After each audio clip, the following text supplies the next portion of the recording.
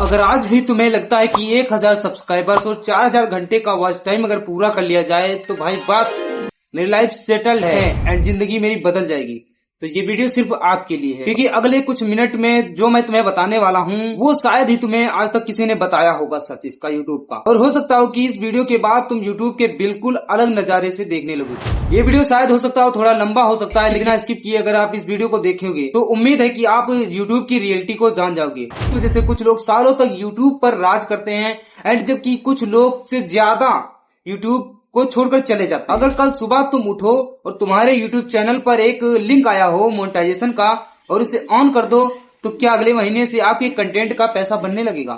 तो शायद ऑफिशियली आपका जवाब होगा हाँ। और अगर तुम्हारा जवाब है हाँ, तो यहीं से बड़ी गलतफहमी एक शुरू होती है। सच्चाई में यह है कि अगर YouTube तुम्हें मोनेटाइजेशन का नहीं, अटेंशन का पैसा देता है। मोनेटाइजेशन सिर्फ एक गेट है, असल बात तो उसके बाद उस गेट के खुलने की बात शुरू होती है। सोचो अगर तुम्हारे वीडियो पर कोई देख ही नहीं रहा तो मोनेटाइजेशन का क्या फायदा? अगर व्यूज आए ही ना तो मोनेटाइजेशन का क्या फायदा? ऐड चले ही ना, कोई ऐड देखे ही ना, तो उस मोनेटाइजेशन का आपका क्या फायदा?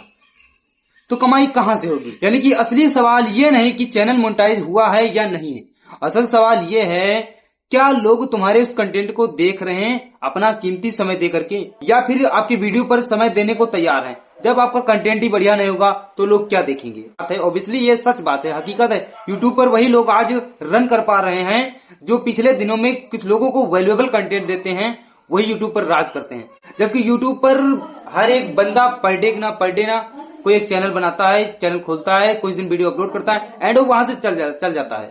कारण उसका या फिर वो कंटेंट वैल्यूएबल नहीं दे पा रहा, या फिर कंटेंट की क्वांटिटी बढ़ा रहा है लेकिन क्वालिटी नहीं दे पा रहा है।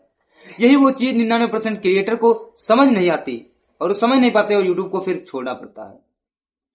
वो पूरे दिन सिर्फ एक ही चीज सोचते हैं कि मैं चैनल को मोनेटाइज करवा लूंगा, पैसा आने लगेगा। अगर तुम बिना इस सोच के साथ यूट्यूब पर आए हो तो छोड़ दो, कोई फायदा नहीं है, क्योंकि YouTube एक दिन के लिए नहीं होता है। और दूसरा कारण ये भी, अगर तुम YouTube पर लगातार कंटेंट बनाते हो तो ऑब्वियसली सक्सेस हो जाओगे, लेकिन कंटेंट वैल्यूएबल होना चाहिए। लेकिन अगर तुम्हारा वीडियो किसी इंसान की प्रॉब्लम को सॉल्व करता है, या उसे हंसाता है, या कुछ नया सिखाता है, या इमोशन फील कराता है, तो तुम लोग जान लो उसको वैल्यू दे रहे हो। एंड उस वैल्यू के साथ वो तुम्हें सब्सक्राइब भी करेगा, लाइक भी करेगा एंड हो सकता है शेयर भी करे। अब देखो, तुम्हारी सोच थी पैसा कमाना, जब तक आपकी सोच पैसा कमाने थी यूट्यूब पर आपका कंटेंट नहीं रन कर रहा था। ऑब्वियसली ये सच बात है। अगर जिस दिन तुम दूसरे लोगों के बारे में उनका बना सोचने लगोगे, लोग ऑटोमेटिकली पैसा तुम्हारे पास खुद यार चल के आएगा, झक मार के आएगा। और भाई एक बात ध्यान से सुनो, जिस सीढ़ी पे आप बहुत आसानी से चढ़ जाएंगे वहां से उतरना भी बहुत आसान है। फिर ऑर्गेनिक ग्रोथ ही लॉन्ग टर्म तक आपको सफलता की चोटी पे बनाए रह सकती है। कोई इंटरनेट पे सबसे महंगी चीज कोई कैमरा भी नहीं, ना कोई माइक नहीं।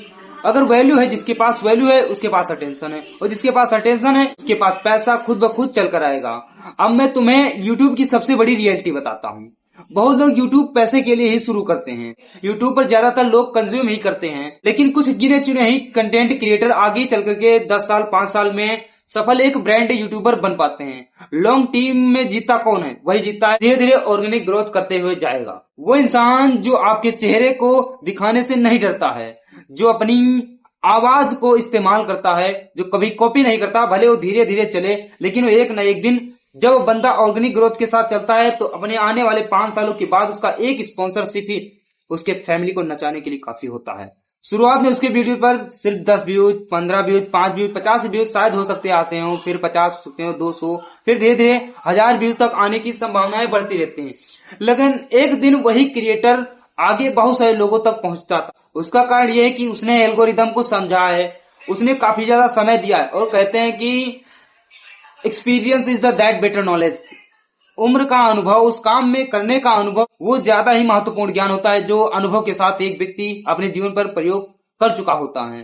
वायरल होना बहुत आसान है, याद रखना ऐसी बात नहीं है। रिलेवेंट बने रहना बहुत मुश्किल है भाई। इंटरनेट पर तुमको ऐसे हजारों लोग मिलेंगे जो वीडियो बनाते हैं, रातों रात फेमस हो जाते हैं, लेकिन कुछ महीनों के बाद उनका नामो निशान यूट्यूब के कंटेंट से मिट जाता है। क्यों? क्योंकि उन्होंने फेम बनाया है, एक ब्रांड नहीं। और जो ब्रांड सिर्फ ओरिजिनल कंटेंट से बनता है। अब सोचो कि अगर तुम्हारे पर सिर्फ 10 व्यूज आए तो तुम दुखी मत होना आज के बाद से भाई, क्योंकि मेरी वीडियो देखो पहले 2, 4, 5, 10 आती थी, आज 50, 100, 500 तक मेरी तो एक वीडियो चली गई है, अभी 600। यूट्यूब एक स्प्रिंट नहीं, हालांकि वो एक मैराथन है। जो जल्दी भागते हैं वो जल्दी थक जाते हैं, ये हमेशा बात याद रखना। जो रोज थोड़ा थोड़ा करते हैं वो आगे धीरे धीरे बढ़ते हैं, और आखिर में जीत सिर्फ उन्हीं की होती है। इसलिए आज से सब्सक्राइबर गिनना बंद करो एंड वैल्यूएबल कंटेंट बनाओ और वैल्यू अपना गिनना शुरू करो। अगर आप धीरे धीरे सिर्फ 1% सुधरेंगे, मेरी गारंटी, आप सोचो कि 30 दिन में आप 30% सुधर जाएंगे, और 365 दिन में आप 365% आप सुधर चुके होंगे। व्यूज के पीछे मत भागो, अगर ऐसा कंटेंट बनाओ कि अगर व्यूज खुद ब खुद तुम्हारे पीछे आए। एंड और एक बात याद रखना, जिस दिन लोग तुम्हारे नए वीडियो का इंतजार करने लगेंगे, उस दिन यूट्यूब तुम्हारा समझो कि तुम एक क्रिएटर बन चुके हो। अगर तुम अगले 5 साल तक बिना हार माने लगातार सीखते रहे, तो आपको सक्सेस होने से तो कोई रोक ही नहीं सकता। फिर मिलते हैं भाई अगली वीडियो के साथ।